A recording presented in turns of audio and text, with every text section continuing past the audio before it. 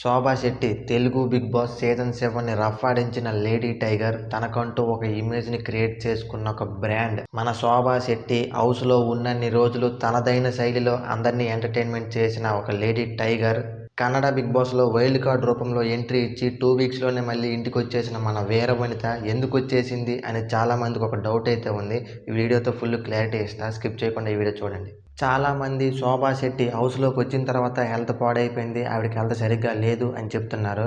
అందులో ఏమాత్రం నిజం లేదండి. అసలు నిజమేంటంటే ఆవిడ వైల్డ్ కార్డ్ ఎంట్రీ ఇవ్వక ముందు నుంచే హెల్త్ సరిగ్గా లేదంట. అండ్ లోపలికి వచ్చిన తర్వాత టాస్క్ ఆడుతున్నప్పుడు స్టేర్స్ మీద నుంచి ఆవిడ కింద పడిపోయింది. సో అప్పుడు ఆమె కాలుకి చాలా పెద్ద గాయమైంది. దాని కారణంగా ఆవిడ ఆరోగ్యం రోజు రోజుకి క్షీణించింది. సో దాని కారణంగా శోభా శెట్టి భయపడిందంట. అండ్ లోపల ఉండి ఒక డాక్టర్ కూడా చెప్పారు భయపడాల్సింది ఏమీ లేదు అని.